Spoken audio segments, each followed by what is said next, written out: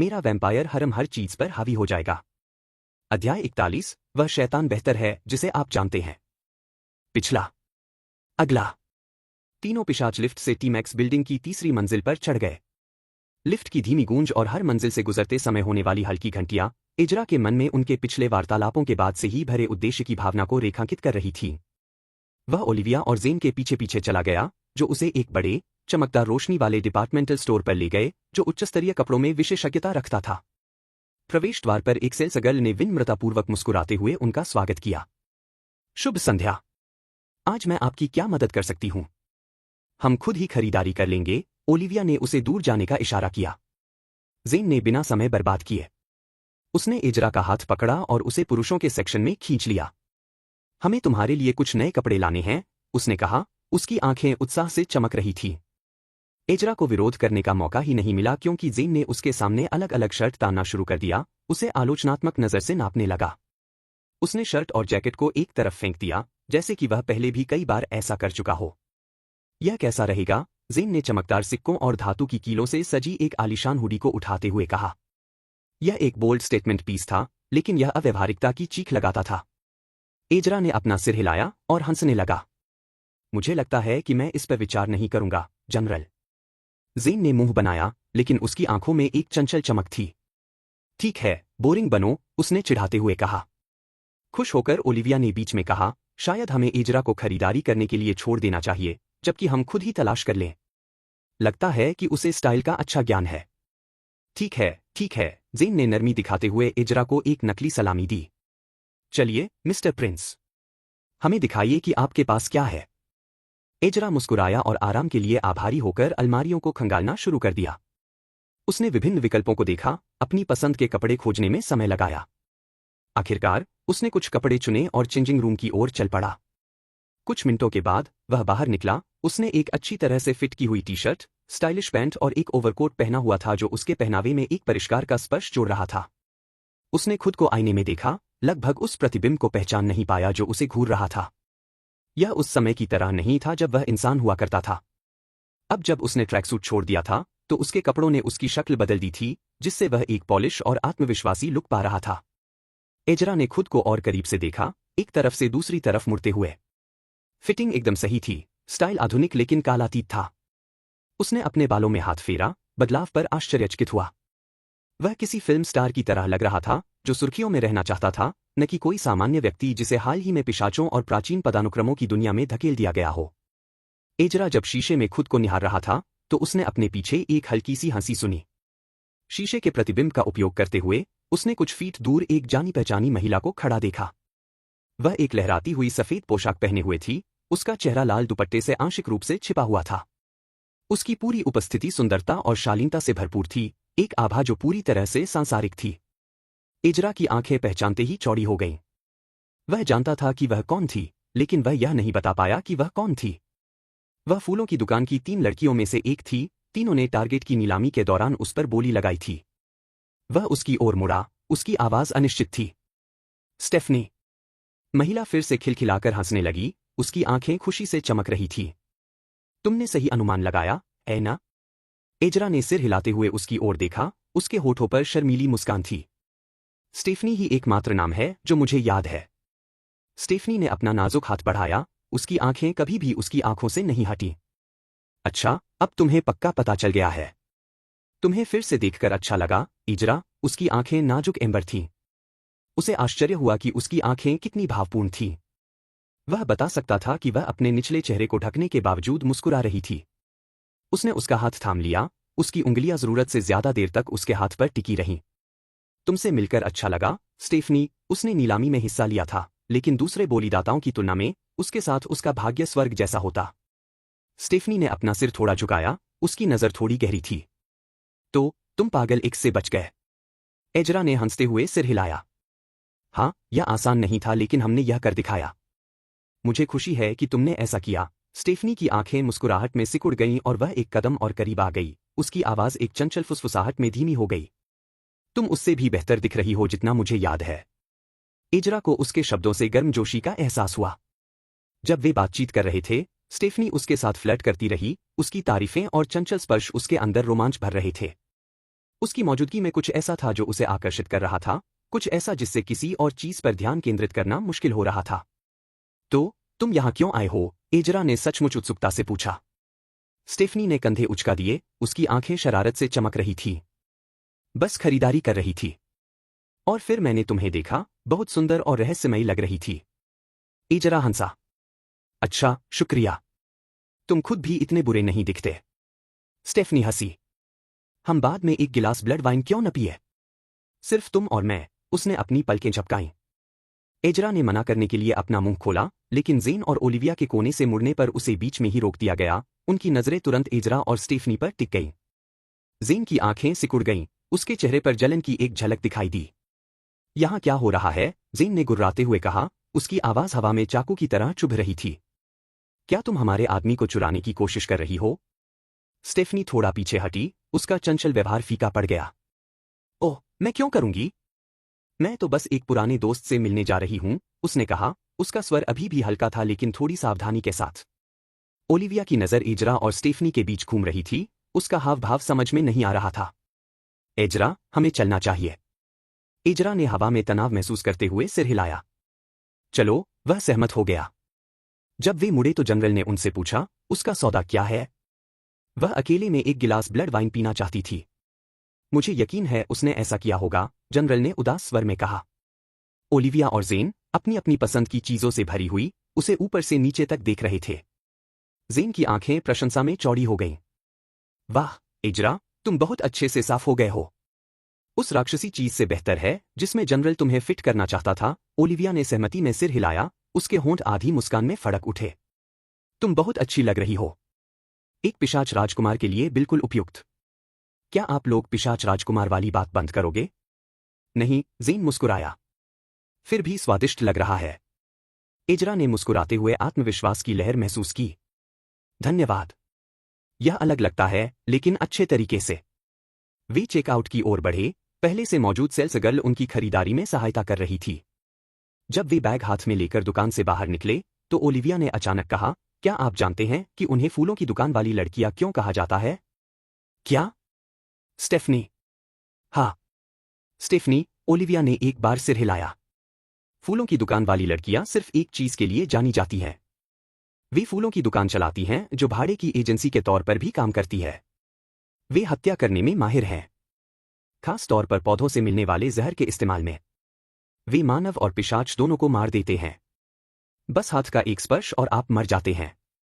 Ezra ने निगल लिया। उसे याद आया कि उसने उसका हाथ मिलाया था। उसने कोट पर हाथ पहुंचने से पहले अपनी हथेली को देखा। मैं देख सकता हूं कि तुम समझ रहे हो कि मैं क्या कहना चाह रहा हूं। हर चमकती हुई चीज सोना नहीं होती। फूलों की दुकान की सभी लड़कियां मासूम नहीं होती। हम जानते हैं कि बहुत सी महिलाएं तुम्हारे सामने खुद को झोंक देंगी। जनरल ने कंधे उचका दिए। वास्तव में, हमें इसकी उम्मीद थी। हालांकि, सभी महिलाएं तुम्हारे हित में नहीं सोचती। उस समय, एजरा को एक पुरानी कहावत याद आई। जिस शैतान को आप जानते हैं वह उस देवदूत से बेहतर है जिसे आप नहीं जानते। फिर भी वह मारा। मेरा वैम्पायर हरम हर चीज पर हावी हो जाएगा। अध्याय 42, यह कितना कठिन हो सकता है? पिछला। अगला। उसके पुराने अपार्टमेंट में टकराव को 1 सप्ताह हो गया था। पिछले दिनों में आराम और तनाव का खूबसूरत मिश्रण था। जेन उसके साथ बिस्तर पर सो रहा था, उनकी रातें गहन प्रेमालाप और आरामदायक गर्मजोशी से भरी हुई थीं।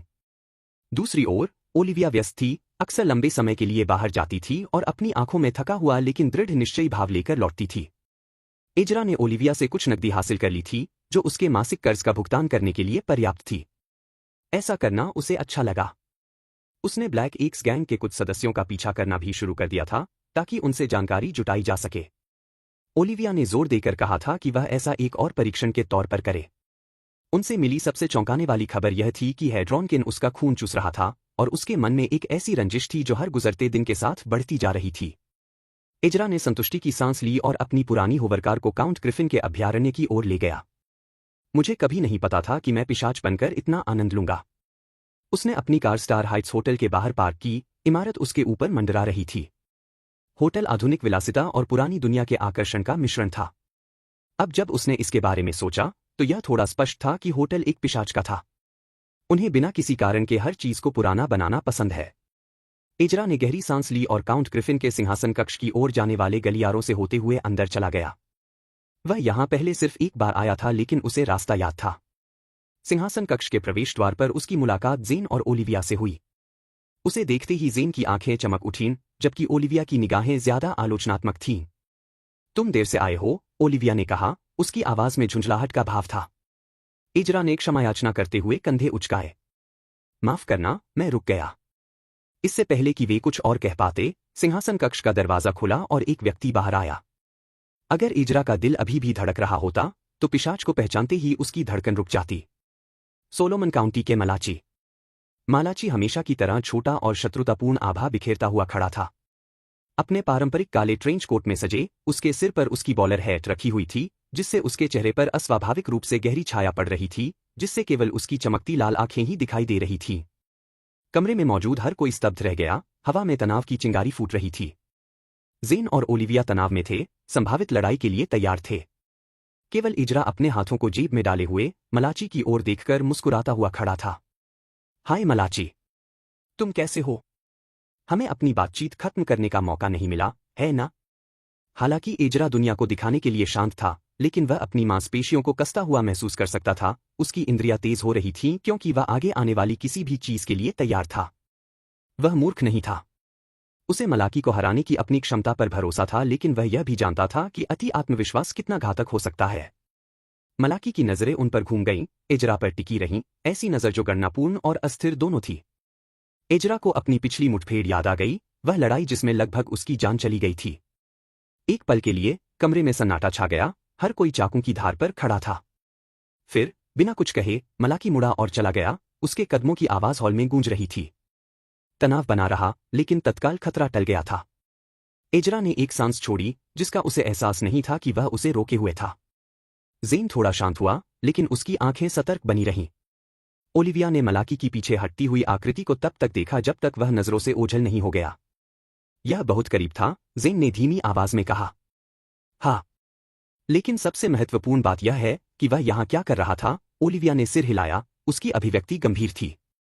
जो भी हो, हमें सावधान रहना होगा। मलाकी आसानी से हार नहीं मानेगा। इजरा ने सहमति में सिर हिलाया। वह मलाकी जैसे लोगों को जानता था। वे चुपचाप रहते हैं और आपको अकेला छोड़ देते हैं, लेकिन वे वास्तव में आपको कभी नहीं भूलते। और जब अवसर आता है, तो वे शव पर लकड़बग्घों की तरह खड़े होकर आपको टुकड़े टुकड़े कर देते हैं। सहायक ने उन्हें अंदर बुलाया और वे सिंहासन कक्ष में प्रवेश कर गए। जैसे ही इजरा अंदर गया, उसने काउंट ग्रिफिन को और करीब से देखने के लिए एक पल रुका। पिछली बार जब वह यहां आया था, तो उसके दिमाग में कुछ और ही बातें थीं। ग्रिफिन एक बूढ़े आदमी की तरह दिख रहा था, उसके बाल भूरे रंग के थे जो उसे एक अलग रूप दे रहे थे। उसने एक शानदार सूट पहना हुआ था, जो उसे एक खास खूबसूरत राजनेता जैसा दिखा रहा था। वह अपने हमेशा की तरह शांत आत्मविश्वास के साथ बैठा था, उसके होठों पर एक हल्की मुस्कान खेल रही थी जब वह उन्हें आते हुए देख रहा था। स्वागत है, मैटन कॉवन, ग्रिफिन ने उनका अभिवादन किया, उसकी आवाज यांत्रिक और लगभग नीरस थी।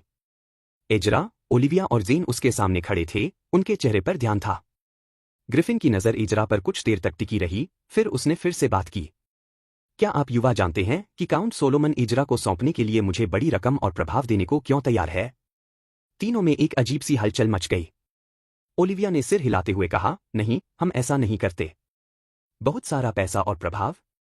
इजरा ने अपने चेहरे पर से अपने विचार हटाने की कोशिश की, जबकि वह सतर्क होकर ग्रिफिन को देख रहा था। और आपकी प्रतिक्रिया क्या थी? क्या आप हमें सोलोमन को सौंपने की कोशिश करेंगे? ग्रिफिन अपने सिंहासन पर पीछे की ओर झुक गया, उसकी उंगलियां आपस में चिपकी हुई थीं और वह जोर से सोच रहा था। दिलचस्प है। यह किसी को भी आश्चर्यचकित करता है कि वह वास्तव में तुमसे क्या चाहता है, इजरा। ग्रिफिन के विचार करते ही कमरे में सन्नाटा छा गया। कुछ क्षणों के बाद ऐसा लगा कि उसने अपनी अटकलों को एक तरफ रख दिया और एक बार फिर उन पर ध्यान केंद्रित किया। भले ही यह किसी और समय की बात है। ग्रिफिन ने अपना रुख सीधा किया, उसका व्यवहार और भी औपचारिक हो गया। जैसा कि आप जानते हैं, सभी कोविन अपने काउंट की जिम्मेदारी के अधीन हैं। आपके काउंट के रूप में, आप मेरी जिम्मेदारी हैं। आमतौर पर, मैं आपको अपने अधिकार क्षेत्र के तहत एक उद्यम का प्रबंधन करने की अनुमति देता, लेकिन हाल की घटनाओं ने एक अलग दृष्टिकोण की मांग की। इजरा को अपनी रीढ़ में ठंडक महसूस हुई। क्या यह कहने का आपका तरीका है कि आप हमें बेच रहे हैं? ग्रिफिन ने आगे कहा, क्या आपने सुना है कि फर्स्ट सिटी को एक नया अकाउंट मिलेगा? एजरा ने विराम लिया। वह कैसे भूल सकता था? यह पहली बातचीत थी जो उसने एक नए पिशाच के रूप में सुनी थी। ओलिविया और ज़ेन इस नए पिशाच के साथ जुड़ने पर चर्चा कर रहे थे। तीनों ने अनिश्चित नजरों का आदान प्रदान किया। हाँ, हमने सुना है, ओलिविया ने उत्तर दिया। ग्रिफिन ने बताया, कुछ परिस्थितियों के कारण नए काउंट के आगमन की तैयारी के लिए उनके क्षेत्र को साफ करने का काम मेरे ऊपर आ गया है। वर्तमान में इस क्षेत्र पर 2 प्रतिद्वंद्वी गिरोहों का कब्जा है। मैटन कॉवन, यह तुम्हारी सजा है। तुम्हें इन गिरोहों को एक में मिलाना है और नए काउंट के लिए क्षेत्र सुरक्षित करना है। एजरा ने राहत की सांस ली। यह कितना मुश्किल हो सकता है? और असफलता की सजा मौत है। मेरा वैम्पायर हरम हर चीज पर हावी हो जाएगा। अध्याय 43, बाधाओं का मूल्यांकन। पिछला, अगला। काउंट ग्रिफिन के साथ बैठक के बाद मैटन का समूह एक बार फिर अपने पेंट हाउस में एकत्र हुआ। वातावरण उत्साह, तनाव और अनिश्चितता से भरा हुआ था। वे सभी बैठक कक्ष में अपनी अपनी सीट पर बैठ गए और उस सजा के बारे में सोचने लगे जो उन्हें अभी अभी मिली थी। एजरा हल्की मुस्कान के साथ आगे झुका। क्या यह सिर्फ मैं ही सोचता हूं या आप लोग भी सोचते हैं कि यह अभी की स्थिति से भी बदतर हो सकता है? उसने कमरे में कुछ आशावाद लाने की कोशिश करते हुए पूछा। ज़ेन ने सहमति में सिर हिलाया, उसकी आंखों में आत्मविश्वास की चमक थी। बिल्कुल। दोनों गिरोहों को एकजुट करना आसान होगा, उसने दृढ़ता से कहा। हम पिशाच हैं। यह शेर से शिकार करने के लिए कहने जैसा है। काउंट ग्रिफिन ने ऐसा कहा जैसे हम आसमान को थाम रहे हों या कुछ और। ज़ेन की बात सुनकर एजरा का दिमाग घूम गया। उसे अपनी किस्मत पर यकीन नहीं हो रहा था। वे जिन 2 गिरोहों पर कब्जा करने जा रहे थे, वे थे रेड ऑर्फन और 3X गिरोह। वह मुस्कुराया जब उसके दिमाग में वह रात घूम गई जब उसे रेड ऑर्फन के एक सदस्य ने चाकू मार दिया था। साउथ साइड की सड़कों पर खून से लथपथ होकर उसकी मौत हो गई थी। यह वही रात थी जब ज़ेन और ओलिविया ने उसे बचाया था, उसकी जान बचाई थी। वह उस गिरोह के सदस्य से फिर से मिलने के लिए उत्सुक था, एक बहुत ही अलग परिणाम के साथ। बस तुम इंतजार करो, मैं तुम्हारे लिए आ रहा हूं। जहां तक 3X गैंग की बात है, तो वे ही थे जिन पर उसका लाखों का कर्ज था। उन्हें अपने अधीन करने और उसका कर्ज माफ करने का विचार अविश्वसनीय रूप से आकर्षक था। चीजों को और भी बेहतर बनाने के लिए जिस शहर जिले को उन्हें एकजुट करने का काम सौंपा गया था, वह साउथ साइड था, वह जगह जहां उसका पुराना अपार्टमेंट था। यह अजीब तरह से काव्यात्मक लगा। मुक्तिदाता के रूप में घर लौटना। उसे यह आवाज पसंद आई। ज़ेन ने आत्मविश्वास से भरी आवाज में कहा, हमारे पास 2 महीने हैं। मुझे लगता है कि इस मिशन को संभालने के लिए यह काफी समय है। हमें बस इसके बारे में रणनीति बनाने की जरूरत है।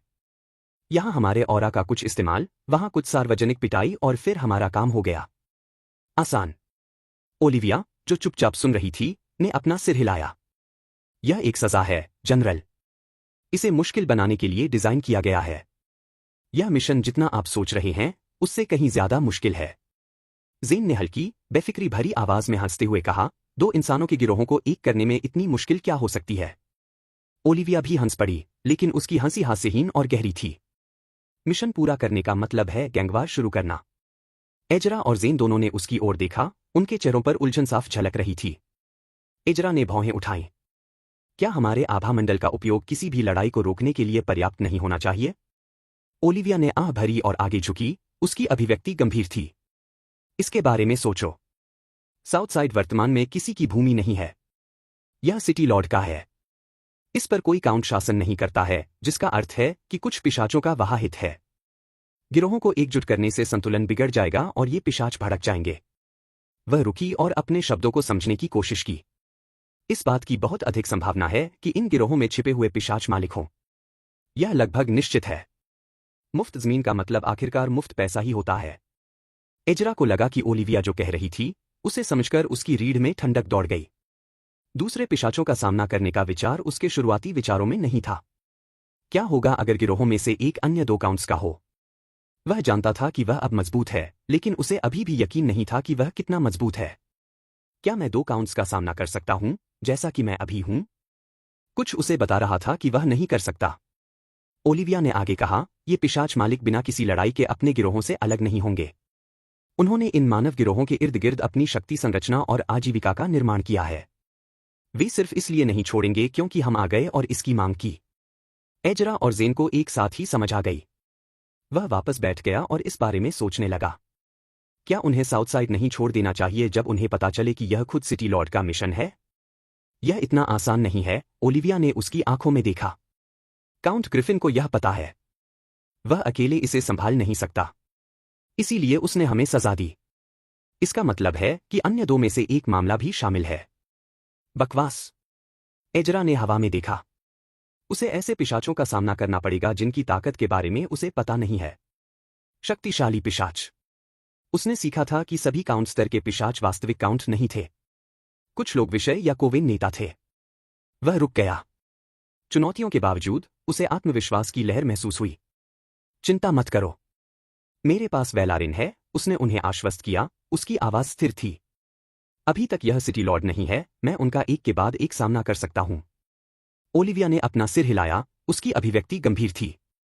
वेलारिन शक्तिशाली है, हाँ, लेकिन फिर भी आपके पास इस पर पूरा नियंत्रण नहीं है, उसने बताया। और यहां और भी बहुत कुछ दांव पर लगा है।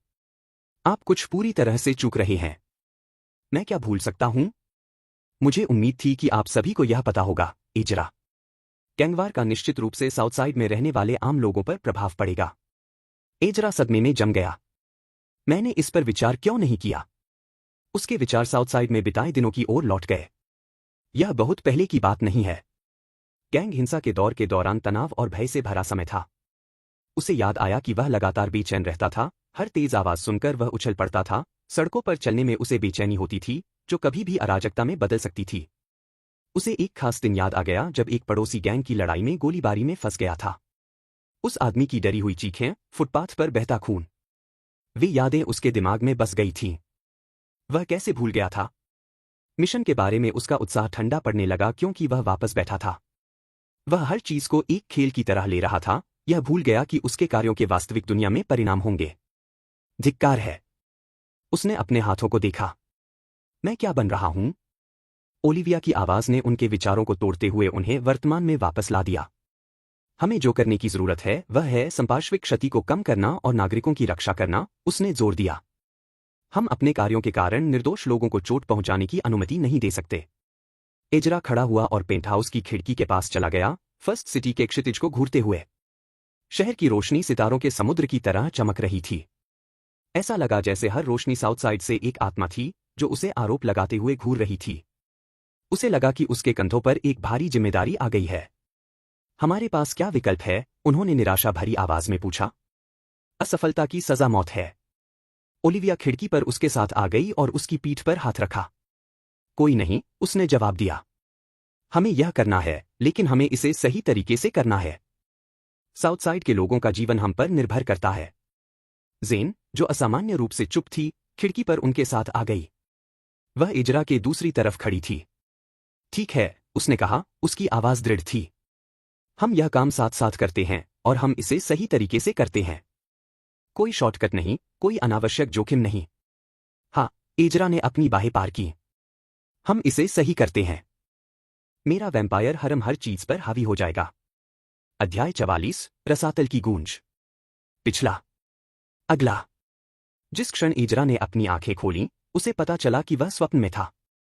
वह जेन को अपनी बाहों में लेकर बिस्तर पर चला गया था, लेकिन अब वह रेगिस्तानी तूफान की आंख में युद्ध के लिए तैयार खड़ा था। उसके चारों ओर रेत फैल गई थी, आसमान के नीचे अव्यवस्थित पैटर्न में घूम रही थी। लाल बिजली चमक रही थी और ऊपर से गड़गड़ाहट हो रही थी, जिससे तूफान में भयानक रोशनी फैल रही थी। हवा एक बंशी की तरह चीख रही थी। ऐसा लग रहा था जैसे वह किसी पेंटिंग में फंस गया हो, जिसमें हर विवरण अतिरंजित और जीवंत था। तेज हवा के बीच से एक आवाज आई जिसने इजरा का ध्यान खींचा। शद्रक, तुम क्या सोचते हो? ये शब्द उसके चारों ओर गूंज रहे थे, एक ऐसे परिचित भाव से बोले गए थे कि उसकी रीढ़ की हड्डी में सिहरन दौड़ गई। इजरा ने एक तरफ मुड़कर देखा और अपने बगल में खड़े आदमी को पहचान लिया। सुनहरी आंखों वाला वह आदमी, वही पिशाच जिसे उसने एक सपने में देखा था जब उसने वेलारिन पर कब्जा कर लिया था। वह आदमी झुका हुआ था, उसकी उंगलियां हिलती रेत पर ऐसे चल रही थी मानो उनमें कोई छिपा हुआ अर्थ छिपा हो। इजरा को ऐसा महसूस हुआ जैसे उसे डेजावू का एहसास हो रहा हो। जब उसने उत्तर दिया, उसके शब्द उसके होठों से किसी अच्छी तरह से अभ्यास किए गए नाटक की पंक्तियों की तरह बह रहे थे। किस बारे में? वह शद्रक नहीं था, लेकिन हमेशा की तरह सब कुछ ऐसे आगे बढ़ रहा था जैसे कि यह पहले ही हो चुका था। जैसे कि वह जो कहना चाहता था, उसे बदलना नहीं चाहता था, भले ही वह चाहता हो। इससे पहले कि वह आदमी जवाब दे पाता, सुनहरे शेर घूमती रेत से उभर आए, उनके रूप ऊपर की बिजली की तरह लाल बिजली से घिरे हुए थे। वे उनकी ओर बढ़े, उनकी आंखें अपने शिकार पर टिकी थीं और उनके जबड़ों से लार टपक रही थी। वह आदमी अपनी झुकी हुई जगह से उठा और लापरवाही से अपने हाथों से रेत झाड़ने लगा। ऐसा लगता है कि हमारे मेहमानों ने अपने पालतू जानवरों को आगे भेज दिया है, उसने कहा, उसकी आवाज में मजाक था। चलो उनकी मदद करते हैं।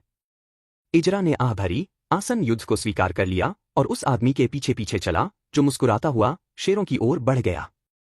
एक गगनभेदी दहाड़ के साथ शेरों ने हमला कर दिया। उस आदमी ने छलांग लगाते हुए शेर को किनारे कर दिया और अपने हाथ के एक झटके से उसे 2 टुकड़ों में काट दिया। उसका हाथ शेर को छू भी नहीं पाया और उसका शव जमीन पर गिरने से पहले ही चूर चूर हो गया। इजरा ने अपनी पीठ से तलवार निकाली और सामने खड़े शेर पर वार कर दिया। वह ऐसे चल रहा था जैसे उसने पहले भी 1000 बार ऐसा किया हो, तलवार उसके हाथ में एक पुराने दोस्त की तरह टिकी हुई थी। यह फिर से नहीं। हम कहाँ हैं? ब्रॉडवे? क्या यह किसी तरह का नाटक है? यह किस तरह का सपना है? उसने एक और चाल चलने की कोशिश की लेकिन उसका शरीर एक तय पैटर्न में बह रहा था। जैसे जैसे वे लड़ते गए, उस आदमी ने बोलना शुरू किया, उसकी आवाज युद्ध के शोर को चीरती हुई आ रही थी। हमारा वंश बहुत पुराना है, शद्रक, उसने बोलना शुरू किया, उसके शब्द संतुलित और सोच समझकर बोले जैसे कि वह किसी बगीचे में टहल रहा हो। हम रात के वंशज हैं। रसातल की गहराई से ही पैदा हुए हैं। मुझे यह पद अपने पिता से विरासत में मिला है और मैं पहला पिशाच बना। पहला पिशाच? इजरा उस आदमी को स्तब्ध होकर देखना चाहता था, लेकिन उसका शरीर तलवारों के रूप में बहता रहा, शेरों को बाइंदाए काटता रहा। क्या बकवास है? क्या यह पिशाच का पूर्वज है? हमारे खून में सदियों की ताकत है। ताकत और लचीलेपन की विरासत पीढ़ियों से चली आ रही है। हम कभी हार नहीं मानते। हम लड़ते हैं। हम जीवित रहते हैं। हम विनाश करते हैं। इजरा ने ध्यान से सुना, जैसे जैसे वह उस आदमी की बातों को आत्मसात करता गया, उसका ध्यान और भी तेज होता गया। वह सुन रहा था और पूर्वज को देख रहा था। उसे पिशाच समाज के बारे में ज्यादा जानकारी नहीं थी, लेकिन उसे यकीन था कि केवल मुट्ठी भर लोगों को ही यह अनुभव मिलता है। और अब मैं उनमें से एक हूं। लेकिन सत्ता के साथ जिम्मेदारी भी आती है, पूर्वज ने अपनी आवाज में दुख की झलक दिखाते हुए कहा। और हमारी विरासत बिना बोझ के नहीं है। हम अपने लोगों की रक्षा करने, अपने वंश के नियमों को बनाए रखने के कर्तव्य से बंधे हैं। वे कंधे से कंधा मिलाकर लड़े, परिचितता से आने वाली शालीनता के साथ आगे बढ़े। शद्रक जो भी था, उसे पूर्वज के करीब होना था। क्या यह वही प्रिय वंशज है जिसके बारे में एक्स ने बात की थी? या यह पूर्वज का कोई और बेटा है? उन्होंने भावुक स्वर में कहा, हमने अंदर और बाहर अनगिनत दुश्मनों का सामना किया है। लेकिन इन सब के बावजूद हम समय की धारा के खिलाफ मजबूती से खड़े रहे हैं। इजरा ने महसूस किया कि उसने समझ में सिर हिलाया है। हम एक साथ खड़े हैं। विभाजित होने पर हम गिर जाएंगे, उसने मंत्र की तरह कहा। और अब आदमी ने आखिरी शेर को 2 हिस्सों में बांटते हुए कहा, उसकी नजरें इजरा से टकरा रही थीं, मेरे लिए रसातल में लौटने का समय आ गया है। हमारे दुश्मन यहां आते रहते हैं। मैं परिवार को अब और खतरे में नहीं डाल सकता। अब उन उत्तरों को खोजने का समय आ गया है जो इतने लंबे समय से हमें नहीं मिल पाए हैं। लेकिन सिंहासन का क्या होगा? इजरा ने पूछा, युद्ध की गर्जना के बीच उसकी आवाज मुश्किल से सुनाई दे रही थी। हमारे राज्य का क्या होगा? उस आदमी के चेहरे पर नरमी छा गई, उसकी सुनहरी आंखों में कमजोरी की झलक दिखाई दी। शद्रक, डरो मत, उसने इजरा के कंधे पर हाथ रखते हुए कहा। क्योंकि मैंने एक उत्तराधिकारी चुन लिया है जो हमारी विरासत को आगे बढ़ाएगा और रसातल का दरवाजा खुला रखेगा। इजरा को महसूस हुआ कि उत्तराधिकारी के नाम पर उसके अंदर तेजी से ऊर्जा का संचार हो रहा है। और यह उत्तराधिकारी कौन है? उसने पूछा, उसकी आवाज में उसकी जिज्ञासा छिपी हुई थी। वह आदमी मुस्कुराया, उसकी आंखों में एक ज्ञान भरी चमक थी। मेरे प्यारे शद्रक, उसने कहा, उसकी आवाज में अंतिमता की भावना गूंज रही थी, यह तुम्हें पता लगाना है। उस समय 3 प्रभावशाली आकृतियां घूमती रेत से उभरीं, उनके रूप तूफान के पर्दे से छुप गए थे। इजरा की आंखें अविश्वास में चौड़ी हो गईं क्योंकि उसने उन्हें पहचान लिया कि वे क्या थे। वुल्फस्किन, रसातल के प्राचीन निवासी और उनके परिवार के दुश्मन। जनक ने नए मेहमानों की ओर रुख किया, उसका चेहरा खुशी से चमक रहा था। ऐसा लगता है कि हमारे मेहमान आखिरकार आ ही गए, उसने कहा, उसकी आवाज में तूफान की चीख अलौकिक स्पष्टता के साथ सुनाई दे रही थी। इजरा को अपनी रीढ़ की हड्डी में ठंडक महसूस हुई जब उसने भेड़ियों की खालों को आते देखा, उनकी आंखें जंगली भूख से चमक रही थीं। वे यहाँ कैसे हैं? वे दरवाजे से कैसे घुसे? वह जानता था कि उनकी उपस्थिति केवल परेशानी का संकेत हो सकती है, उनका आगमन आसन्न खतरे का संकेत है। जहां 3 भेड़ियों की खालें थीं, वहां और भी बहुत दूर नहीं थीं। लेकिन पूर्वज भेड़ियों की खाल की धमकी से बेपरवाह लग रहा था, उसका आत्मविश्वास डगमगाता नहीं दिख रहा था जब वह उनका अभिवादन करने के लिए आगे बढ़ा। स्वागत है, मेरे दोस्तों, उसने कहा, उसकी आवाज में मधुर आकर्षण था। जब से हम आखिरी बार मिले हैं, तब से बहुत समय बीत चुका है। मेरा वैम्पायर हरम हर चीज पर हावी हो जाएगा। अध्याय 45, आराम कुर्सी और खूनी शराब। पिछला। अगला। लीड वुल्फस्किन ने जवाब में गुर्राहट की, उसके होंठ पीछे मुड़े हुए थे, दांतों और पंजों का एक भयानक प्रदर्शन। अपनी विनम्रता बचाओ, डेलवर्ड, उसने गुर्राते हुए कहा, उसकी आवाज शत्रुता से कठोर थी। हम यहां बेकार की बकबक करने के लिए नहीं हैं। डेलवर, क्या हो रहा है? एजरा का दिमाग अस्तव्यस्त था लेकिन उसका शरीर मजबूत था और उसने अपनी बाहें क्रॉस करके रखी हुई थीं, ऐसा लग रहा था कि उसे कोई डर नहीं है। जनक की मुस्कान और चौड़ी हो गई, उसकी आंखों में एक खतरनाक चमक थी। बिल्कुल नहीं, उसने उत्तर दिया, उसके स्वर में व्यंग्य झलक रहा था। लेकिन निश्चित रूप से तुम सिर्फ खुशियां बांटने के लिए इतनी दूर नहीं आए हो। तुम क्या चाहते हो? मुख्य भेड़िए की खाल की नजरें सिकुड़ गईं, बोलते बोलते उसका चेहरा सख्त होता गया। हम बदला लेना चाहते हैं, उसने थूका, उसके शब्द जहर से भरे हुए थे। हमारे झुंड के खिलाफ किए गए अपराधों के लिए। तुम्हारे परिवार के नाम पर बहाए गए खून के लिए, तुम्हारे द्वारा किए गए अपराधों के लिए। 1000 साल बीत सकते हैं लेकिन तुम्हारे अत्याचार कभी नहीं भुलाए जाएंगे। एक पल के लिए जनक की मुस्कान फीकी पड़ गई, भेड़िए की खाल के शब्दों पर विचार करते हुए उसका व्यवहार धीरे धीरे बदल गया।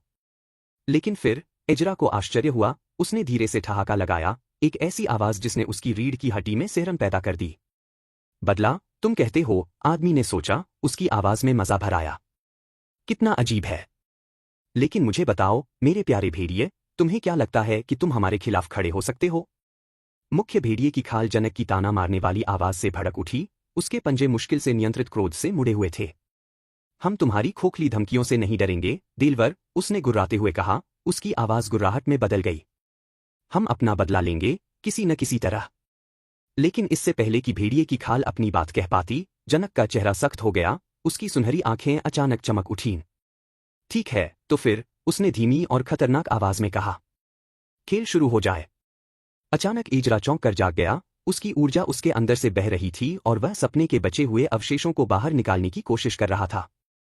उसे ऐसा लग रहा था कि उसका शरीर उसका नहीं है और उसकी हरकतें पत्थर की लकीर बन गई हैं। पूर्वज और पिशाच की याद जो शायद उसका प्रिय वंशज रहा होगा, उसके दिमाग में किसी डरावनी फिल्म की तरह घूमती रही। वह चाहकर भी उसे भूल नहीं सकता था। विवरण उसके दिमाग में इस तरह से अंकित हो गए थे जैसे कि वे हमेशा से ही वहां थे। जब वह लेटा हुआ अपनी पलकों के पीछे नाचती हुई छवियों को समझने की कोशिश कर रहा था, तो एक तथ्य बहुत ही दर्दनाक रूप से स्पष्ट था। सपना उसकी कल्पना से कहीं ज्यादा था। यह एक याद ही होगी। एक लंबे समय से भूले हुए समय की झलक। लेकिन सवाल यह था कि कैसे? मैं इस बारे में कैसे सपना देख रहा हूं? उसका मन पूर्वज की सुनहरी आंखों की ओर चला गया, इससे पहले कि उसे वैसी ही आंखें देखने की याद आए। वेलेरिन। क्या यह वेलारिन हो सकता है? कैसे? ये सपने शद्रक के दृष्टिकोण से हैं। यह मानते हुए कि शद्रक प्रिय वंशज था, वेलारिन शद्रक की मृत्यु के बाद बनाया गया था। वह जेन को घूरता रहा जो उसके बगल में शांति से सो रही थी, उसके स्तनों के उठने गिरने को देख रही थी। उसका लंड किसी ऐसी चीज के लिए तड़प रहा था जिसे चोदा जा सके और वह सब कुछ भूल जाए जो उसने सपना देखा था, लेकिन वह उसे सुबह जल्दी जगाने वाला नहीं था। यह मुझे याद दिलाता है। अभी भी ओलिविया के साथ विवाह संपन्न नहीं हुआ है। उसका मन उसके खूबसूरत स्तनों की ओर चला गया। इंतजार नहीं कर सकता। वह अपने बिस्तर से उठा और अपने मन में मकड़ी के जाले की तरह चिपके हुए सपनों के अवशेषों को झाड़ दिया। भेड़ियों की खालों की जंगली छवियां उसके मन में बनी रहीं, जिससे एजरा को बेचैनी का एहसास हुआ, जिसे वह पूरी तरह से दूर नहीं कर सका। आलीशान कालीन पर चलते हुए एजरा लिविंग रूम में पहुंचा, उसके नंगे पैरों के नीचे ठंडा संगमरमर का फर्श सुखदायक था। वह शांत शालीनता से आगे बढ़ा, उसकी हरकतें सहज और सहज थीं क्योंकि वह अभ्यास के साथ जगह में घूम रहा था। भारी पर्दे हटाकर उसने नीचे शहर का अद्भुत दृश्य दिखाया, जिसका क्षितिज सुबह की रोशनी में झिलमिला रहा था।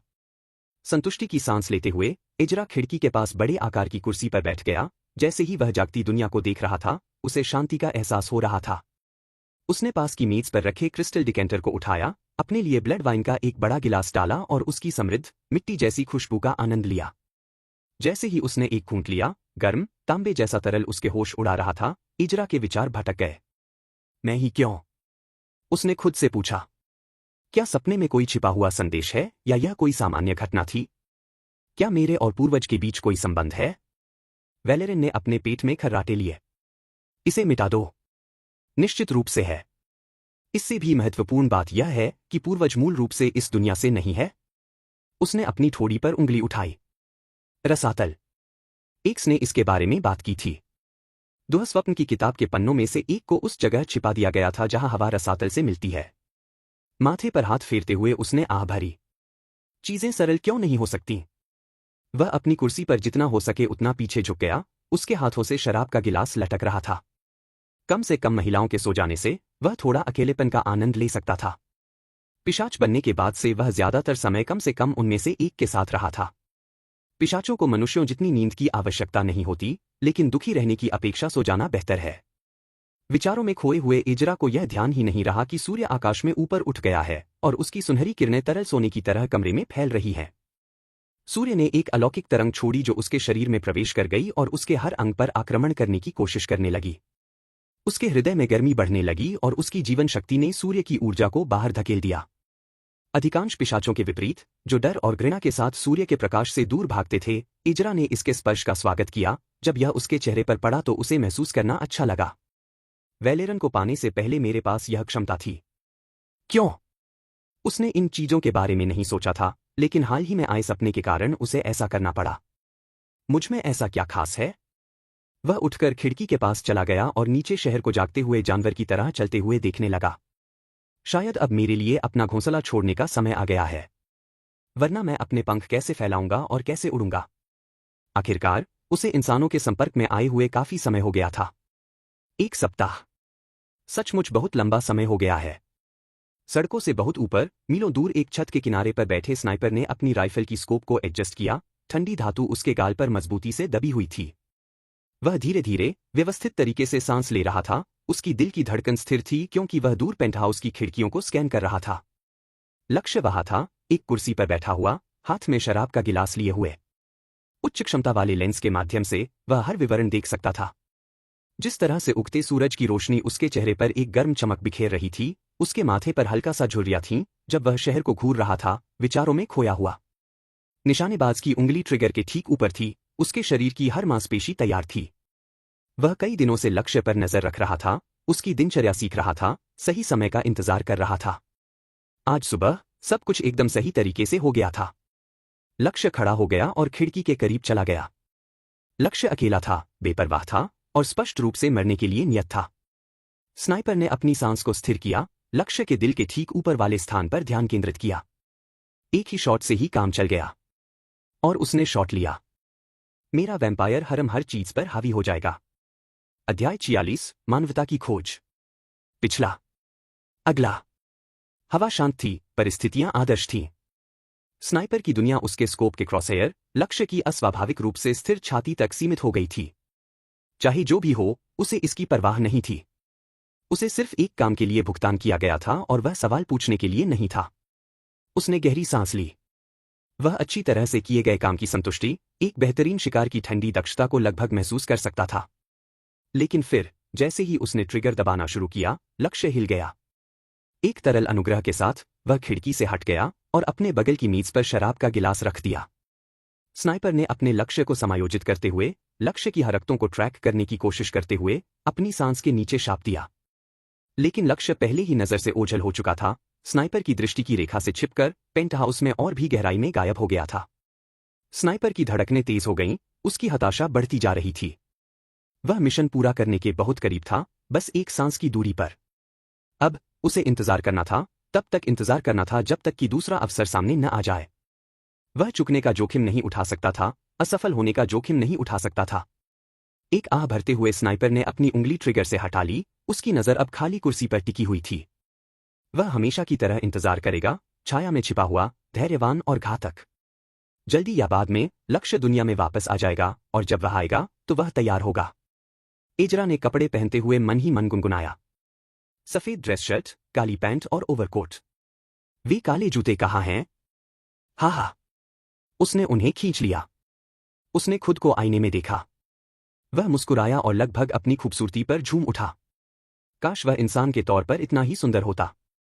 वह एक लड़के के खिलौने की तरह आसानी से रह पाता। कुछ मिल्फ्स को चोदते हुए मुफ्त पैसे। एक आदमी इससे अधिक और क्या चाह सकता है? उसने आलीशान अपार्टमेंट के चारों ओर देखा। दिन के उजाले में पिशाच की तरह बाहर निकलने का उसका पहला कदम। उसने दरवाजे के हैंडल पर हाथ रखा, एक अनावश्यक सांस ली और दरवाजा खोल दिया। वह बाहर निकला और लिफ्ट से लॉबी में उतर गया। बाहर निकलते समय उसने ड्यूटी पर मौजूद सुरक्षा गार्ड को हाथ हिलाकर इशारा किया। वह आदमी भौहें सिकोड़कर उसे असमंजस में देख रहा था। वह अपने अपार्टमेंट की बिल्डिंग के बाहर खड़ा था। सुबह की धूप फुटपाथ पर लंबी परछाइयां बना रही थी। उसने अपने कोट का कॉलर ठीक किया और सुबह की ठंडी हवा से बचने के लिए उसे ऊपर खींच लिया। वह एक कदम आगे बढ़ा और ठिठक गया। मैं कुछ भूल रहा हूं। उसने भौहें सिकोड़ी। क्या हो सकता है? अरे बकवास। उसे याद आया, उसने अपना सिर हिलाते हुए अपना चेहरा थपथपाया। मैं कितना मूर्ख हो सकता हूं? उसने अपना हाथ अपने कोट में डाला और उसमें से एक चमकदार धूप का चश्मा निकाला, जिसे उसने अपनी लाल आंखों को राहगीरों की घूरती निगाहों से बचाने के लिए पहना था। कोई आश्चर्य नहीं कि वह सुरक्षा गार्ड अजीब व्यवहार कर रहा था। मुझे बाद में उस पर अपना आभा मंडल इस्तेमाल करना होगा। उसे यह भूल जाने दो कि उसने कभी मेरी आंखें देखी थीं। एक अभ्यस्त सहजता के साथ वह अपनी पुरानी होवरकार की ओर बढ़ा। सुबह की रोशनी में गाड़ी पहाड़ी पर एक प्रकाश स्तंभ की तरह चमक रही थी। मेरी प्यारी। उसने अपनी चाबियां घुमाते हुए उसे प्यार से थपथपाया। इंसानों ने कई अद्भुत तकनीकें बनाई हैं, जिनमें एआई नियंत्रित कारें भी शामिल हैं, जिन्हें चाबियों की जरूरत नहीं होती, लेकिन सभी बड़े पैमाने पर हैकिंग के कारण ज्यादातर तकनीकें 21वीं सदी के संस्करण में वापस आ गई हैं। किसी को भी इस बात की चिंता नहीं थी कि लोग उनकी साधारण चाबियों को हैक कर लेंगे। जैसे ही वह ड्राइवर की सीट पर बैठा और मानचित्र पर अपने गंतव्य के लिए निर्देशांक टाइप किया, इजरा अपने भीतर उत्सुकता की भावना को बढ़ने से रोक नहीं सका। वह अपने अपार्टमेंट में बहुत लंबे समय से बंद था, जो उसके हिसाब से आत्मनिरीक्षण और अनैतिकता की धुंध में खोया हुआ था। लेकिन आज उसने अपने मन की सीमाओं से मुक्त होने का दृढ़ निश्चय कर लिया था। वह इस बात से हिल गया था कि वह कल रात कितनी आसानी से अपनी मानवता को भूल गया था। अब समय आ गया था कि वह फिर से उससे जुड़ जाए। होवरकार उसके नीचे जीवंत हो उठी, उसके इंजन अव्यक्त ऊर्जा से धड़क रहे थे, जैसे ही वह जमीन से ऊपर उठी और जमीन से 1 फुट ऊपर मंडरा रही थी। पैडल को जोर से दबाते हुए वह तेजी से आगे बढ़ गया। इजरा ने खिड़की से बाहर देखा, शहर को रोशनी और रंगों की मोज़ेक में उसके बगल से गुजरते हुए देखा। यह एक ऐसा नज़ारा था जिसे उसने पहले हजारों बार देखा था, फिर भी आज उसे कुछ अलग महसूस हुआ। दुनिया ज्यादा चमकीली थी। रंग ज्यादा चमकीले थे। आवाज ज्यादा तीखी थी। उसने अपनी खिड़कियां खोलीं और गहरी सांस ली। क्या यह मैकडम्स हैमबर्गर की गंध है? मैं यह गंध कैसे सूंघ सकता हूं? जैसे ही उसकी नजर रेस्तरां पर पड़ी, दुनिया की गति धीमी हो गई, वह भौंचक्का रह गया। आह! दुनिया अलग नहीं थी। अब मैं ही हूं जिसकी इंद्रियां पहले से ज्यादा तेज हो गई हैं। उसने खिड़की बंद कर ली और खुद को अंदर बंद कर लिया, क्योंकि वह शहर की भीड़ भरी सड़कों पर घूम रहा था। मैं लगभग किसी युवा मूर्ख की तरह लग रहा था जो किसी आने वाली उम्र की किताब में है। आखिरकार इजरा अपने गंतव्य पर पहुंच गया। शहर के एक शांत कोने में बसा एक अनोखा कैफे, जिसकी गर्म रोशनी उसे रात में एक बीकन की तरह अंदर बुला रही थी। उसने अपनी होवरकार पार्क की और फुटपाथ पर कदम रखा। सुबह की ठंडी हवा उसकी त्वचा पर झुनझुनी पैदा कर रही थी। उसके अंदर प्रत्याशा की भावना पैदा हो रही थी। उसने दरवाजा खोला और अंदर कदम रखा। ताज़ी बनी कॉफी और गर्म पेस्ट्री की खुशबू ने उसे गर्मजोशी से घेर लिया, जैसे वह काउंटर की तरफ बढ़ रहा हो। वह स्टूल पर बैठ गया और महसूस कर रहा था कि हर गुजरते पल के साथ दुनिया का बोझ उसके कंधों से उतर रहा है। यहाँ, इस आरामदायक छोटे से कैफे में, जो रोजमर्रा की जिंदगी की हलचल से घिरा हुआ था, इजरा को एक हल्की लहर की तरह शांति का एहसास हुआ। उसने कॉफी का ऑर्डर दिया और अपने हाथ की शानदार सफाई से उसमें ब्लड वाइन की भरपूर मात्रा मिला दी। जब वह अपनी कॉफी की चुस्की ले रहा था और दुनिया को गुजरते हुए देख रहा था, तो इजरा अपने आसपास के इंसानों के लिए ईर्ष्या की भावना को महसूस करने से खुद को नहीं रोक पाया। वे हंसे और बातें की, उनके चेहरे मानवीय संबंधों की खुशी से जगमगा उठे, उन जीवों से देखकर जो उनके बीच घूम रहे थे, परछाई से चीजों पर शासन कर रहे थे। अगर इंसानों को पता चले कि उनके मेयर पद के उम्मीदवारों में से एक पिशाच है, तो वे इसे कैसे लेंगे? वह इसका उत्तर जानता था। बहुत अच्छी तरह नहीं। उन्हें देखते हुए उसने आह भरी। काश वह थोड़ा और सतर्क होता। तब वह स्नाइपर को देख पाता। मेरा वैम्पायर हरम हर चीज पर हावी हो जाएगा। अध्याय 47, क्रॉसहेयर में। पिछला। अगला। जैसे ही इजरा विचारों में खोया हुआ अपनी कॉफी पी रहा था, कैफे के शोर के बीच एक आवाज गूंजी। सुंदर दिन है न? यह आवाज एक बुजुर्ग व्यक्ति की थी जो उसके बगल में खड़ा था। उसका चेहरा उम्र के साथ झुर्रीदार हो गया था। एजरा ने उसे देखने के लिए मुड़कर देखा और जवाब में एक छोटा सा सिर हिलाया। वास्तव में ऐसा ही है, एजरा ने अचानक हुए इस हस्तक्षेप से आश्चर्यचकित होकर उत्तर दिया। क्या आप बुरा मानेंगे अगर मैं आपके साथ आ जाऊं? बूढ़े आदमी ने एजरा के बगल में खाली स्टूल की ओर इशारा करते हुए पूछा। जवाब का इंतजार किए बिना वह सीट पर बैठ गया। उसकी आंखें शरारत से चमक रही थी। नाम अल्बर्ट है, उसने अभिवादन में हाथ बढ़ाते हुए कहा। एजरा ने सतर्क जिज्ञासा के साथ बूढ़े आदमी से हाथ मिलाते हुए उत्तर दिया।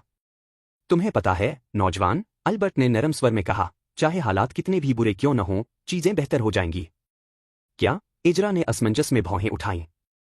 जीवन एक नदी की तरह है, हमेशा बहती रहती है, हमेशा बदलती रहती है।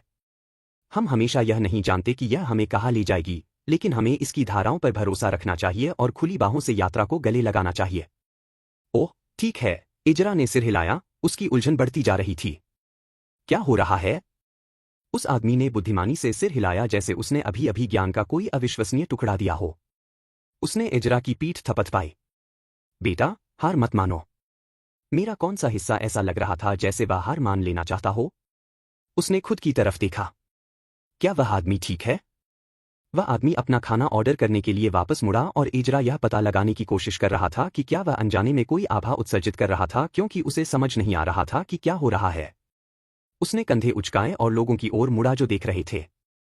जैसे जैसे सुबह होती गई और कैफे में दोपहर के खाने के लिए भीड़ उमड़ने लगी, एजरा को एहसास हुआ कि अब उसके जाने का समय हो गया है। ओलिविया की सुबह की दिनचर्या के लिए फोन कॉल का समय हो गया था। उन्होंने अल्बर्ट को अलविदा कहा। बाहर बिताया गया उनका दिन उन्हें वह शांति दे रहा था जिसकी उन्हें तलाश थी, और वे अपने होवरकार की ओर वापस चले गए। शहर की चहल पहल भरी सड़कों से गुजरते हुए एजरा को यह एहसास हो रहा था कि वह किसी चीज को खो रहा है, और इस बार वह उसका चश्मा नहीं था। ऐसा लग रहा था जैसे उसके चौथे हाथ में खुजली हो रही हो। वह उसे खुजलाना चाहता था लेकिन उसके पास चौथा हाथ नहीं था। यह एक बेचैन करने वाला एहसास था।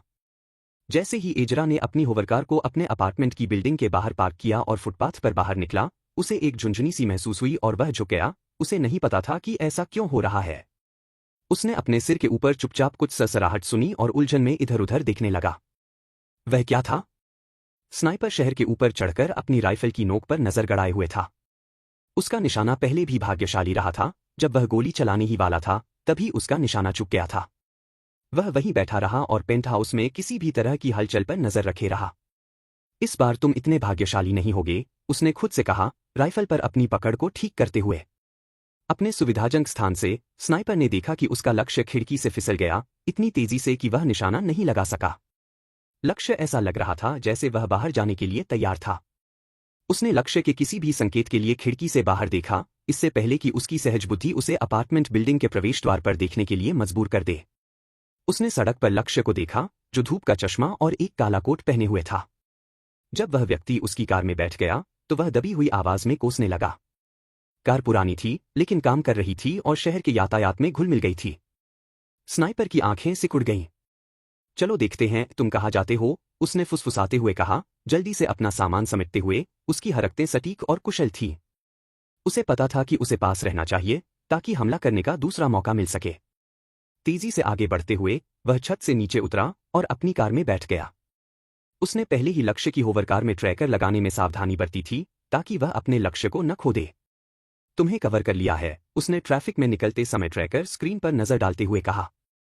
सावधानी से दूरी बनाए रखते हुए स्नाइपर की नजरें कार को दिखाने वाले नक्शे से कभी नहीं हटी। शहर उसके चारों ओर जीवन से गुलजार था। कारें हॉर्न बजा रही थीं, पैदल यात्री चल रहे थे, और अनगिनत बातचीत की गड़गड़ाहट लगातार गूंज रही थी। स्नाइपर ने यह सब अनदेखा कर दिया। उसका ध्यान सिर्फ अपने लक्ष्य पर था। वह लक्ष्य के पीछे पीछे चला गया और एक छोटे से कैफे के सामने गाड़ी पार्क कर दी। उसने उसे अंदर घुसते हुए देखा और काउंटर पर बैठ गया। स्नाइपर ने पास में ही गाड़ी खड़ी कर दी और सड़क के दूसरी तरफ खड़ा हो गया, ताकि वह बिना किसी की नजर में आए देख सके। बड़ी खिड़कियों से उसने देखा कि लक्ष्य कॉफी ऑर्डर कर रहा है और बैठा हुआ है, जो विचारों में खोया हुआ लग रहा था। एक मृत व्यक्ति के लिए आप निश्चित रूप से शांत हैं, उसने कोन पर विचार करते हुए बड़बड़ाया। एक संक्षिप्त क्षण के लिए स्नाइपर ने वहीं गोली चलाने के बारे में सोचा, लेकिन कोन गलत था और बहुत सारे नागरिक आसपास थे। वह संपार्श्विक क्षति का जोखिम नहीं उठा सकता था। अभी नहीं, उसने आह भरी, लक्ष्य को एक बूढ़े व्यक्ति के साथ बातचीत करते हुए देखा। बातचीत हल्की फुल्की और मासूम लग रही थी। जैसे ही लक्ष्य ने अपनी कॉफी खत्म की और अपनी कार में वापस आ गया, स्नाइपर ने फिर से उसका पीछा करना शुरू कर दिया। वह तब तक उसका पीछा करता रहा जब तक कि उसे एहसास नहीं हो गया कि लक्ष्य वापस घर की ओर जा रहा है। समय आ गया है, उसने कहा और आगे बढ़ने के लिए तेजी से आगे बढ़ा। वह पास की एक ऊंची इमारत की ओर तेजी से बढ़ा और उस पर चढ़ गया। उसने अपनी जगह बनाई और अपने वेतन का इंतजार करने लगा।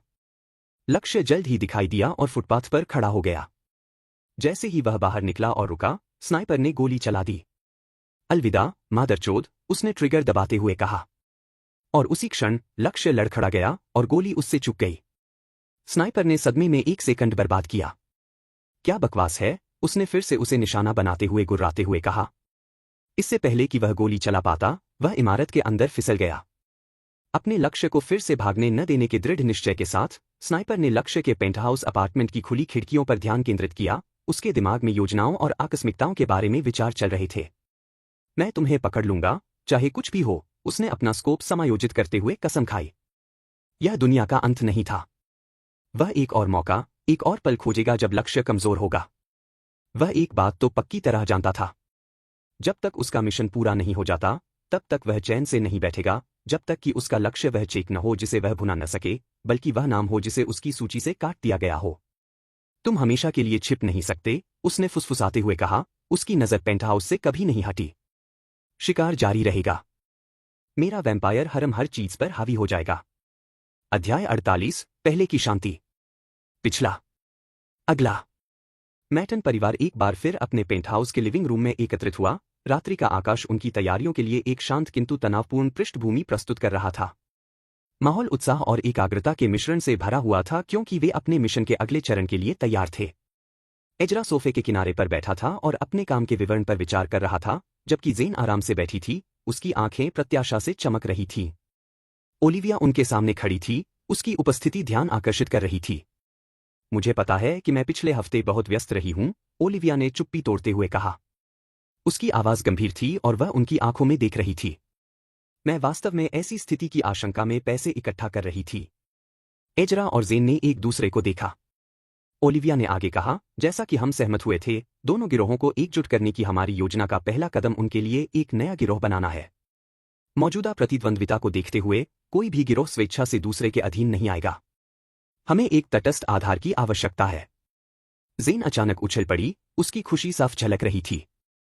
रुको, मुझे बिल्कुल सही चीज मिल गई है, उसने चिल्लाते हुए अपने कमरे में भाग गई। एजरा ने ओलिविया की तरफ एक भौं उठाई, जिसने बस अपना सिर हिलाया। उसके होठों पर एक छोटी सी मुस्कान खेल रही थी। वे दोनों अब ज़ेन को इतनी अच्छी तरह से जानते थे कि वे उसकी सहज प्रवृत्ति पर भरोसा कर सकते थे, भले ही वे कभी कभी आवेगपूर्ण हो। कुछ देर बाद ज़ेन फिर से प्रकट हुई। उसके हाथ में कई काले चमड़े की जैकेट थीं। उसने उन्हें एक एक करके बांटा। प्रत्येक जैकेट के पीछे एक मकड़ी की खूबसूरती से सिली हुई छवि थी, जिसके काले शरीर का विवरण प्रकाश को पकड़ रहा था। ओलिविया ने जैकेट की जांच की, उसकी भौहें सिकुड़ गईं। यह क्या है? उसने पूछा। जनरल ने गर्व से मुस्कुराते हुए कहा, हमारे गिरोह का प्रतीक चिन्ह। एजरा अपनी हंसी रोक नहीं सका। और हमने यह निर्णय कब लिया? अभी, ज़ेन ने जवाब दिया, उसकी मुस्कान और चौड़ी हो गई। मकड़ी एकता और ताकत का प्रतीक है। यह बिल्कुल सही है। क्या तुम्हें यकीन है?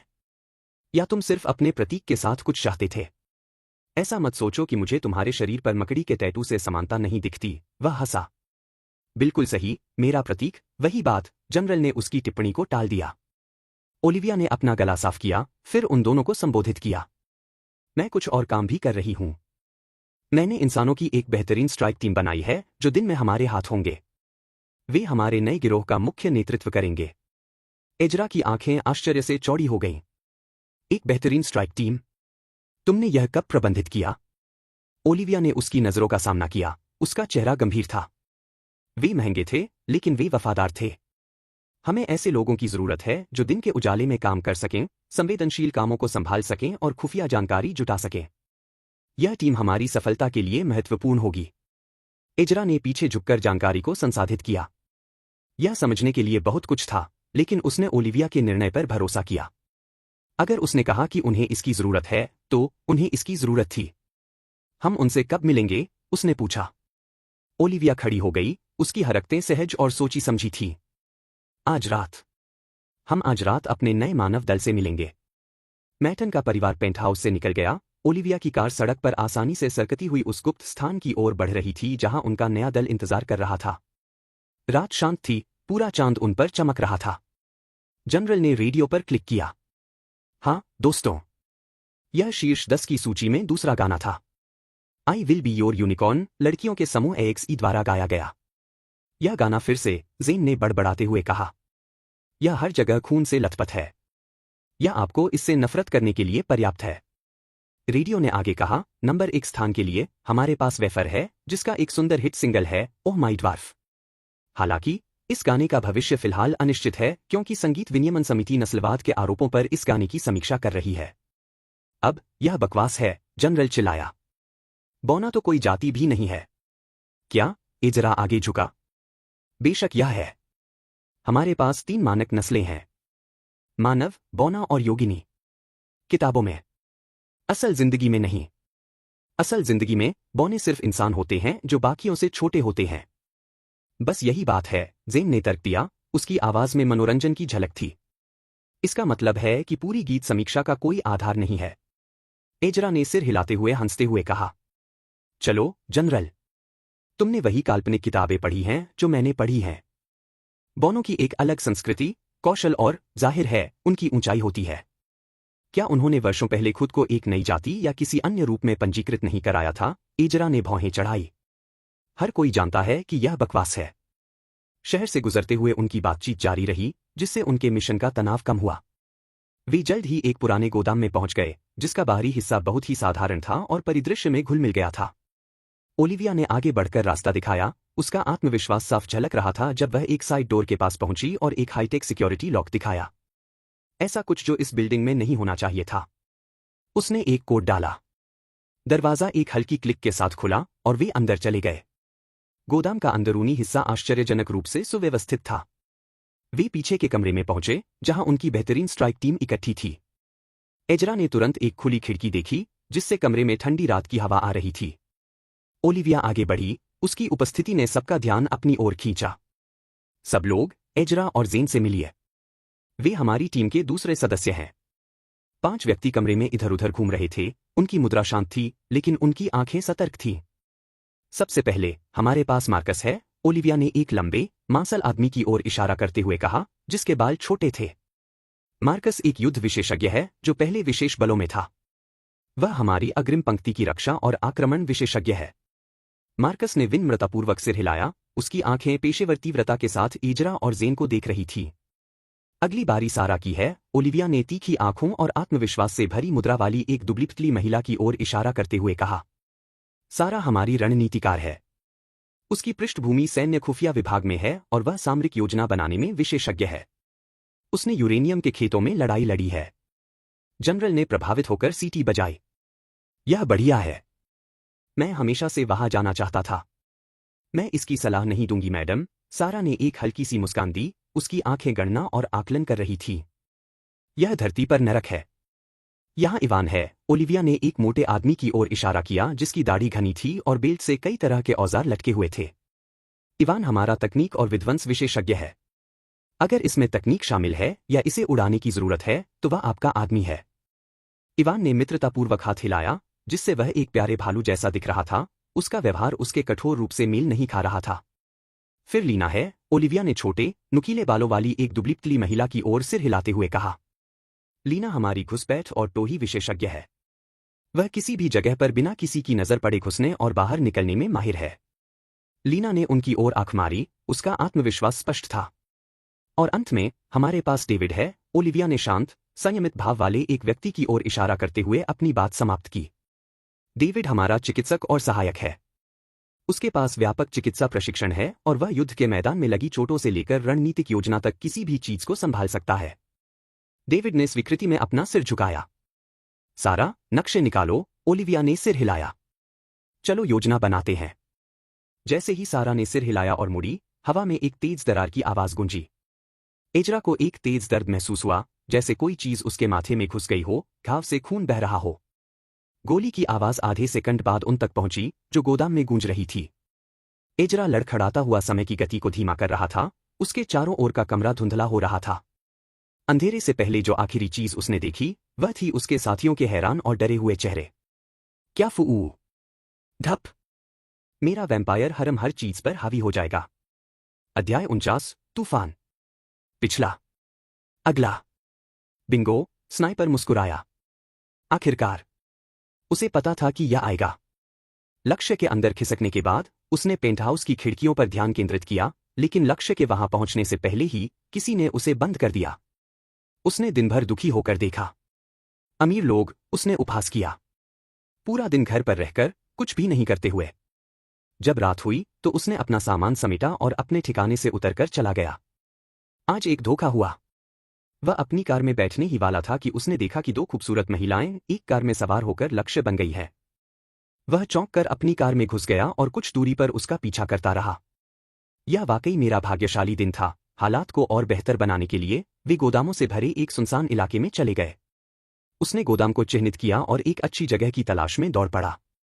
जैसे कि किस्मत से उसे लगभग तुरंत ही एक जगह मिल गई। वह जितनी जल्दी हो सकता था उतनी जल्दी तैयार हो गया, खिड़की से लक्ष्य को देखते हुए। बिंगो, उसने मुस्कुराया और शॉट ले लिया। जैसे ही लक्ष्य पर निशाना लगा उसने अपना सामान पैक करना शुरू कर दिया। उसकी छुट्टियों का खर्चा चुका दिया गया था। वह लहरों की आवाज लगभग सुन सकता था। मैं तुम्हारा यूनिकॉर्न बनूंगा, तुम्हारी एकमात्र सवारी या मरना। उसने उस लड़की समूह के उस लोकप्रिय गीत के शब्द गुनगुनाए। चाहे हम कहीं भी हों, मैं तुम्हें सवारी जरूर दूंगा। हत्यारा बनना वाकई फायदेमंद है। एजरा। ज़ेन की ऊर्जा तब भड़क उठी जब इजरा लड़खड़ाकर गिर पड़ा। उसके माथे पर गोली का घाव अभी भी ताजा था और खून बह रहा था। उसने देखा कि कमरे में अफरातफरी मच गई। हवा में एक तेज दरार की आवाज गूंजी और इससे पहले कि वह कुछ प्रतिक्रिया कर पाती, एक पिशाच छत से नीचे गिरा, एक शिकारी की तरह नीचे उतरा। उससे रंग का एक विस्फोट हुआ, एक ऐसा बल जिसने कमरे में मौजूद मनुष्यों को दीवारों से टकराकर बेहोश कर दिया। मैलाची, ज़ेन को झटके से एहसास हुआ। जब वह सीधा हुआ तो उसका काला ट्रेंच कोट लहराने लगा। उसने अपनी बॉलर हैट को ठीक किया। उसकी चमकती लाल आंखें क्रूर संतुष्टि के साथ कमरे का निरीक्षण कर रही थीं।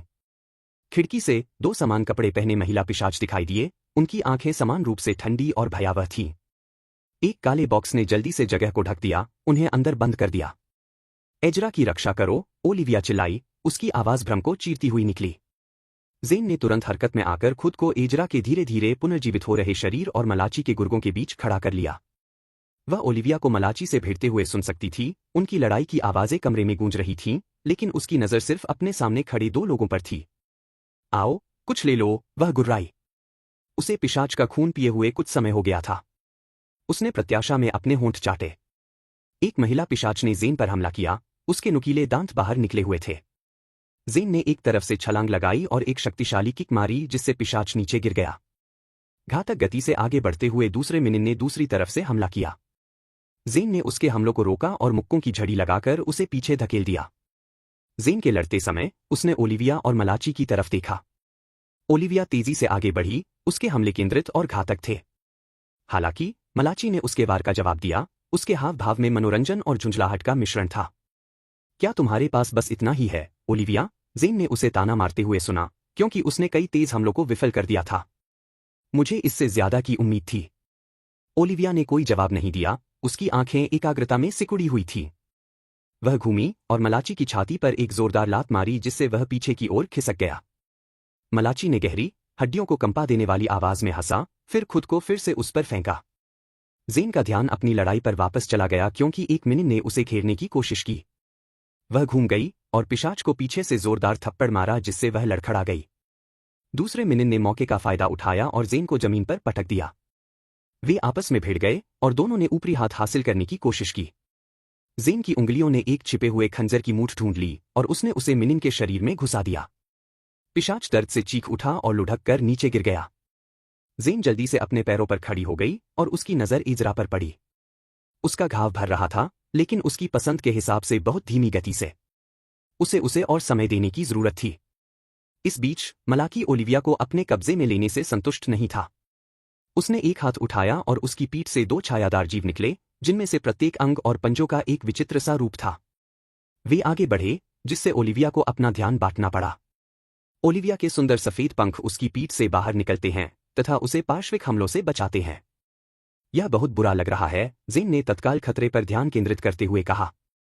ओलिविया खुद का ख्याल रख सकती थी। दोनों महिला पिशाच फिर से एकत्रित हो गईं, उनकी लाल आंखें क्रोध से भरी हुई थीं। चलो लड़कियों, यह महिलाओं की रात है। जेन जोर से हंसी, उसका मुंह एक बड़ी मुस्कान में फैल गया। उसकी जीभ बाहर निकली और उसने अपने होंठ चाटे। तुम्हें क्या बताऊं? मैं अपने राक्षसों का भी उपयोग नहीं करूंगी। मैं इसके लिए काफी राक्षस हूं। दोनों पिशाचों ने एक दूसरे को देखा। आओ, जनरल उन पर दहाड़ा। पहला पिशाच ने क्रोध के साथ उस पर टूट पड़ा। जेन ने उसके आक्रमण का सामना किया। वह एक झटके से बच गई और पिशाच के मध्य भाग पर मुक्का मारा, उसके बाद एक राउंडहाउस किक मारी जिससे वह जमीन पर गिर गई। दूसरे पिशाच ने जेन को चौंका देने की कोशिश की, लेकिन वह तैयार थी। उसने झपट्टा मारा, पिशाच की बाह पकड़ी और उसे अपनी पीठ के पीछे घुमाया और फिर उसे फर्श पर पटक दिया। नीचे रहो, जेन ने गुर्राहट के साथ कहा। पिशाच ने तुरंत उसकी पीठ से काली स्याही की एक फुहार छोड़ी, जिससे जेन को पलटना पड़ा। उसने मलाकी की स्याही देखी थी। कौन जानता था कि यह क्या कर सकती है। पहला पिशाच जेन पर झपटा, जो उसके वार के नीचे झुक गया। अपनी गति का उपयोग करके पिशाच को अपने कंधे के ऊपर से उछाला, चेहरा पहले जमीन पर। दूसरा मिनिन अपने घायल हिस्से को पकड़े हुए बस इतना ही हिचकिचाया कि जेन उसके सिर पर निर्णायक जीवन शक्ति बढ़ाने वाला वार कर सके, जिससे वह बेहोश हो गई। दोनों मिनिन के गिर जाने के बाद जेन ओलिविया की सहायता करने के लिए मुड़ा और लगभग लड़खड़ा गया। मालाची ने ओलिविया को दीवार से सटा दिया था, उसका हाथ उसके गले में था। जेन ने पास की एक कुर्सी पकड़ी और मालाची पर फेंकी, जिससे उसकी पकड़ टूट गई। ओलिविया जमीन पर गिर गई, उसका हाथ पहले से ही मालाची पर था जो उछलकर दूर चला गया। तुम्हें इसकी कीमत चुकानी पड़ेगी, मलाकी ने गुर्राहट के साथ कहा और अपनी लाल आंखें जनरल की ओर घुमाईं। माफ करें, लेकिन मैं दिवालिया हो चुका हूं। जेन अपनी जगह पर खड़ी रही, आगे जो भी हो उसके लिए तैयार। मालाची आगे बढ़ा, लेकिन इससे पहले कि वह उसके पास पहुंच पाता, ओलिविया ने उसे बगल से पकड़ लिया और उसे जमीन पर गिरा दिया। वे लुढ़क गए, एक घातक संघर्ष में उलझ गए। जेन जानती थी कि ओलिविया को मारे बिना वह मलाकी पर हमला नहीं कर सकती, इसलिए उसने एजरा पर नजर रखी। उसका घाव लगभग पूरी तरह से ठीक हो चुका था, उसकी आंखें फड़कने लगी थीं। एजरा, उसे राहत मिली। वह होश में आ रहा था। हाँ, एजरा को जगाओ। चलो यह करते हैं। साथ में। आओ हम उसे टुकड़े टुकड़े कर दें। अचानक मलाकी ओलिविया की पकड़ से मुक्त हो गया, उसकी आंखें एजरा पर टिक गईं। धमाका! इस बार उससे रंग का एक और विस्फोट हुआ, जिसका लक्ष्य पिशाच थे। जेन और ओलिविया उड़ गए। नहीं, जेन चिल्लाया, लेकिन मलाकी बहुत तेज था। एक झटके में वह एजरा के सामने था। उसने एजरा की ओर हाथ बढ़ाया, उसका हाथ अभी भी पुनर्जीवित हो रहे पिशाच पर बंद हो गया। जेन को पता था कि अगर मलाकी ने एजरा को छू लिया तो सब खत्म हो जाएगा। उनकी योजनाएं, उनके सपने, उनकी आजादी, उनकी जिंदगी। नल, मेरा वैम्पायर हरम हर चीज पर हावी हो जाएगा। अध्याय 50, नियंत्रण किसके पास है? पिछला। अगला। नल। जैसे ही उसकी उंगलियां संपर्क में आने वाली थीं, एक और हाथ आगे बढ़ा और उसकी कलाई पकड़ ली, जिससे वह ठिठक गया। जेन की आंखें चौंक कर चौड़ी हो गईं। हाथ खाली लोहे के मुखौटे वाले एक आदमी का था। एक्स, उसे आश्चर्य और राहत के मिश्रण के साथ एहसास हुआ। वह यहां कब आया? मालाची ने गुर्राते हुए अपना हाथ छुड़ाने की कोशिश की, लेकिन एक्स की पकड़ मजबूत थी। इतनी जल्दी नहीं, बिगड़ैल, एक्स ने कहा, उसकी आवाज शांत और अधिकारपूर्ण थी। चाहे तुम कितने भी कठोर क्यों न हो, एक सोते हुए आदमी को छूना इसका जवाब नहीं है। क्या? मलाकी ने असमंजस में देखा। यह मुझे पुराने दिनों की याद दिलाता है। एक्स ने मलाकी के कंधों पर हाथ रखा जैसे वे पुराने दोस्त हों।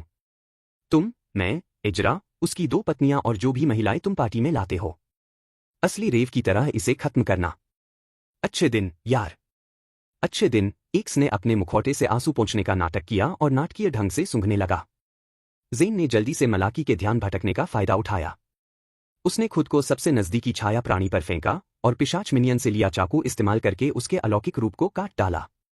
प्राणी चीखते हुए गायब हो गया और उसने अपना ध्यान दूसरे प्राणी पर लगाया। ओलिविया पहले से ही अपने पैरों पर खड़ी थी और लड़ाई में शामिल हो गई थी। एक्स ने मलाकी को अपनी जगह पर रोके रखा, उनका संघर्ष विशुद्ध शक्ति की लड़ाई थी। तुम यह नहीं जीत पाओगे, मलाकी ने फुसफुसाते हुए कहा, उसकी आंखें क्रोध से जल रही थीं। हम इस बारे में देखेंगे, एक्स ने शांत भाव से जवाब दिया और अपनी पकड़ मजबूत कर ली। जेन और ओलिविया ने बचे हुए छाया प्राणी का तुरंत काम तमाम कर दिया। उनके संयुक्त प्रयासों ने उसे जल्दी ही परास्त कर दिया। तत्काल खतरों को बेअसर करने के बाद उन्होंने अपना ध्यान वापस मलाकी और एक्स पर केंद्रित कर दिया।